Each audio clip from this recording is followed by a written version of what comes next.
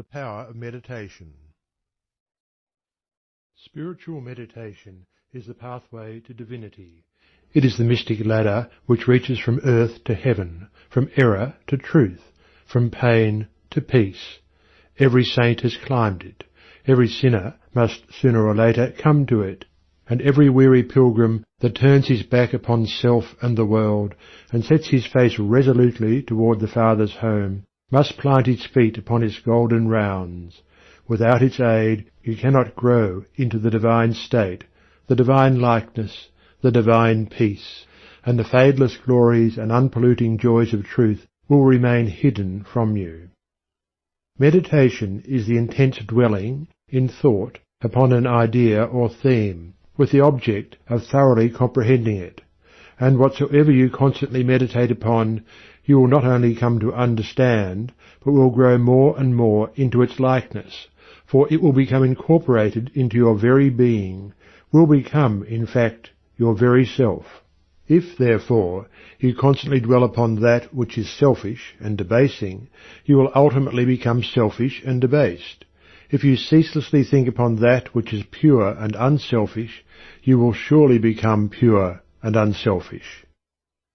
Tell me what it is upon which you most frequently and intensely think, that to which, in your silent hours, your soul most naturally turns, and I will tell you to what place of pain or peace you are travelling, and whether you are growing into the likeness of the divine or the bestial. There is an unavoidable tendency to become literally the embodiment of that quality upon which one most constantly thinks. Let, therefore, the object of your meditation be above and not below, so that every time you revert to it in thought, you will be lifted up.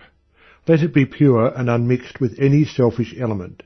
So shall your heart become purified and drawn nearer to truth, and not defiled and dragged more hopelessly into error. Meditation, in the spiritual sense in which I am now using it, is the secret of all growth in spiritual life and knowledge.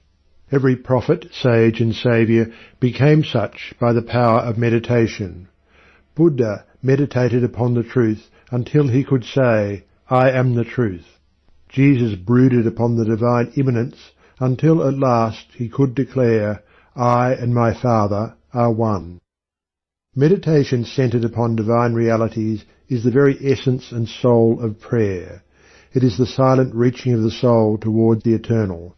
Mere petitionary prayer without meditation is a body without a soul, and is powerless to lift the mind and heart above sin and affliction. If you are daily praying for wisdom, for peace, for loftier purity, and a fuller realization of truth, and that for which you pray is still far from you, it means that you are praying for one thing, while living out in thought and act another. If you will cease from such waywardness, taking your mind off those things the selfish clinging to which debars you from the possession of the stainless realities for which you pray, if you will no longer ask God to grant you that which you do not deserve, or to bestow upon you that love and compassion which you refuse to bestow upon others, but will commence to think and act in the spirit of truth, you will, day by day, be growing into those realities, so that ultimately you will become one with them. He who would secure any worldly advantage must be willing to work vigorously for it, and he would be foolish indeed who, waiting with folded hands, expected it to come to him for the mere asking. Do not then vainly imagine that you can obtain the heavenly possessions without making an effort. Only when you commence to work earnestly in the kingdom of truth will you be allowed to partake of the bread of life, and when you have, by patient and uncomplaining effort, earned the spiritual wages for which you ask, they will not be withheld from you. If you really seek truth, and not merely your own gratification, if you love it above all worldly pleasures and gains, more even than happiness itself, you will be willing to make the effort necessary for its achievement. If you would be freed from sin and sorrow, if you would taste of that spotless purity for which you sigh and pray, if you would realize wisdom and knowledge, and would enter into the possession of profound and abiding peace, come now and enter the path of meditation, and let the supreme object of your meditation be truth. At the outset, meditation must be distinguished from idle reverie. There is nothing dreamy and unpractical about it. It is a process of searching and uncompromising thought, which allows nothing to remain but the simple and naked truth. Thus meditating, you will no longer strive to build yourself up in your prejudices, but, forgetting self, you will remember only that you are seeking the truth. And so you will remove, one by one, the errors which you have built around yourself in the past, and will patiently wait for the revelation of truth, which will come when your errors have been sufficiently removed. In the silent humility of your heart, you will realize that there is an inmost centre in us all, where truth abides in fullness, and around, wall upon wall, the gross flesh hems it in. This perfect, clear perception, which is truth, a baffling and perverting carnal mesh blinds it, and makes all error. And to know rather consists in opening out a way whence the imprisoned splendour may escape, than in effecting entry for a light supposed to be without. Select some portion of the day in which to meditate, and keep that period sacred to your purpose. The best time is the very early morning, when the spirit of repose is upon everything. All natural conditions will then be in your favour. The passions, after the long bodily fast of the night, will be subdued. The excitements and worries of the previous day will have died away, and the mind, strong and yet restful, will be receptive to spiritual instruction. Indeed, one of the first efforts you will be called upon to make will be to shake off lethargy and indulgence, and if you refuse, you will be unable to advance, for the demands of the spirit are imperative. To be spiritually awakened is also to be mentally and physically awakened. The sluggard and the self-indulgent can have no knowledge of truth. He who, possessed of health and strength, wastes the calm, precious hours of the silent morning in drowsy indulgence, is totally unfit to climb the heavenly heights. He whose awakening consciousness has become alive to its lofty possibilities, who is beginning to shake off the darkness of ignorance in which the world is enveloped, rises before the stars have ceased their vigil, and, grappling with the darkness within his soul, strives, by holy aspiration, to perceive the light of truth, while the unawakened world dreams on. The heights by great men reached and kept were not attained by sudden flight, but they, while their companions slept, were toiling upward in the night.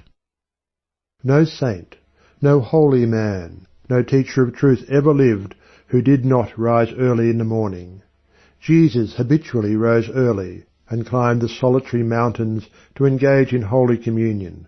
Buddha always rose an hour before sunrise and engaged in meditation, and all his disciples were enjoined to do the same. If you have to commence your daily duties at a very early hour, and are thus debarred from giving the early morning to systematic meditation, try to give an hour at night, and should this, by the length and laboriousness of your daily task, be denied you, you need not despair, for you may turn your thoughts upward in holy meditation in the intervals of your work, or in those few idle minutes which you now waste in aimlessness. And should your work be of that kind which becomes by practice automatic, you may meditate while engaged upon it. That eminent Christian saint and philosopher, Jacob Boehme, realized his vast knowledge of divine things whilst working long hours as a shoemaker. In every life there is time to think, and the busiest, the most laborious, is not shut out from aspiration and meditation. Spiritual meditation and self-discipline are inseparable. You will, therefore, commence to meditate upon yourself so as to try and understand yourself, for, remember, the great object you will have in view will be the complete removal of all your errors in order that you may realize truth. You will begin to question your motives, thoughts, and acts, comparing them with your ideal, and endeavouring to look upon them with a calm and impartial eye. In this manner you will be continually gaining more of that mental and spiritual equilibrium without which men are but helpless straws upon the ocean of life. If you are given to hatred or anger, you will meditate upon gentleness and forgiveness, so as to become acutely alive to a sense of your harsh and foolish conduct. you will then begin to dwell in thoughts of love, of gentleness, of abounding forgiveness, and as you overcome the lower by the higher, there will gradually, silently steal into your heart a knowledge of the divine law of love, with an understanding of its bearing upon all the intricacies of life and conduct. And in applying this knowledge to your every thought, word, and act, you will grow more and more gentle, more and more loving, more and more divine. And thus, with every error, every selfish desire, every human weakness, by the power of meditation is it overcome, and as each sin, each error is thrust out, a fuller and clearer measure of the light of truth illumines the pilgrim's soul. Thus meditating, you will be ceaselessly fortifying yourself against your only real enemy, your selfish, perishable self, and will be establishing yourself more and more firmly in the divine and imperishable self that is inseparable from truth. The direct outcome of your meditations will be a calm spiritual strength, which will be your stay and resting place in the struggle of life. Great is the overcoming power of holy thought, and the strength and knowledge gained in the hour of silent meditation will enrich the soul with savouring remembrance in the hour of strife, of sorrow, or of temptation.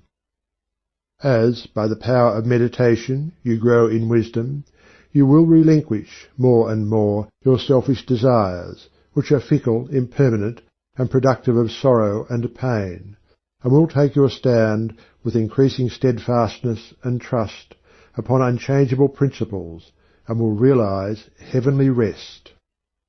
The use of meditation is the acquirement of a knowledge of eternal principles, and the power which results from meditation is the ability to rest upon and trust those principles, and so become one with the eternal.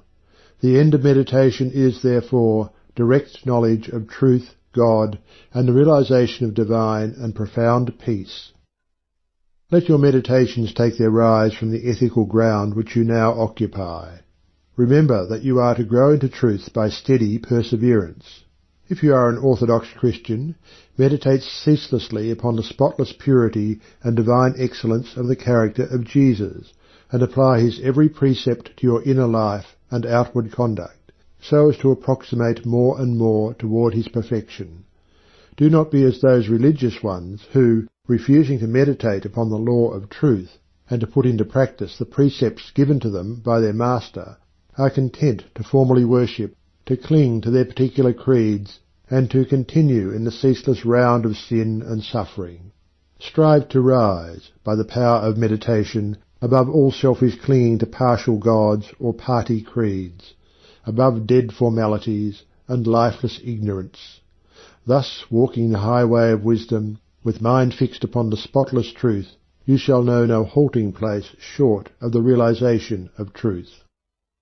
He who earnestly meditates first perceives the truth, as it were, afar off, and then realizes it by daily practice. It is only the doer of the word of truth that can know of the doctrine of truth, for though by pure thought the truth is perceived, it is only actualized by practice. Said the divine Gautama, the Buddha, "He who gives himself up to vanity, and does not give himself up to meditation, forgetting the real aim of life, and grasping at pleasure, will in time envy him who has exerted himself in meditation." And he instructed his disciples in the following 5 great meditations. The first meditation is a meditation of love, in which you so adjust your heart that you long for the weal and welfare of all beings, including the happiness of your enemies. The second meditation is a meditation of pity, in which you think of all beings in distress, vividly representing in your imagination their sorrows and anxieties, so as to arouse a deep compassion for them in your soul. The third meditation is a meditation of joy, in which you think of the prosperity of others, and rejoice with their rejoicings. The fourth meditation is a meditation of impurity, in which you consider the evil consequences of corruption, the effects of sin and diseases, how trivial often the pleasure of the moment, and how fatal its consequences. The fifth meditation is the meditation on serenity, in which you rise above love and hate, tyranny and oppression, wealth, and want, and regard your own fate with impartial calmness and perfect tranquillity. By engaging in these meditations, the disciples of the Buddha arrived at a knowledge of the truth. But whether you engage in these particular meditations or not, so long as your object is truth, so long as you hunger and thirst for that righteousness which is a holy heart and a blameless life. In your meditations, therefore, let your heart grow and expand with ever-broadening love, until, freed from all hatred and passion and condemnation, it embraces the whole universe with thoughtful tenderness. As the flower opens its petals to receive the morning light, so open your soul more and more to the glorious light of truth. Soar upward upon the wings of aspiration. Be fearless, and believe in the loftiest possibilities. Believe that a life of absolute meekness is possible. Believe that a life of stainless purity is possible. Believe that a life of perfect holiness is possible. Believe that the realization of the highest truth is possible. He who so believes climbs rapidly the heavenly hills, whilst the unbelievers continue to grope darkly and painfully in the fog-bound valleys. So believing, so aspiring, so meditating, divinely sweet and beautiful will be your spiritual experiences, and glorious the revelations that will enrapture your inward vision. As you realize the divine love, the divine justice, the divine purity, the perfect law of good, or God, great will be your bliss and deep your peace. Old things will pass away, and all things will become new. The veil of the material universe, so dense and impenetrable to the eye of error, so thin and gauzy to the eye of truth, will be lifted, and the spiritual universe will be revealed. Time will cease, and you will live only in eternity. Change and mortality will no more cause you anxiety and sorrow, for you will become established in the unchangeable, and will dwell in the very heart of immortality. Star of Wisdom. Star that of the birth of Vishnu, birth of Krishna, Buddha, Jesus, told the wise ones, heavenward looking, waiting, watching for thy gleaming in the darkness of the night time, in the starless gloom of midnight. Shining herald of the coming of the kingdom of the righteous, teller of the mystic story of the lowly birth of Godhead in the stable of the passions, in the manger of the mind-soul.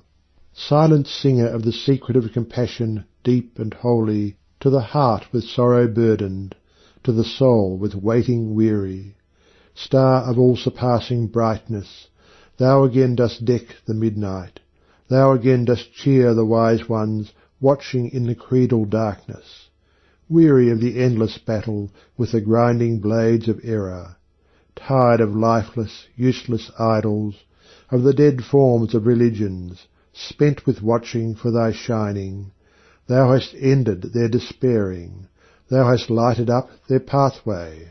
Thou hast brought again the old truths to the hearts of all thy watchers, to the souls of them that love thee. Thou dost speak of joy and gladness, of the peace that comes of sorrow.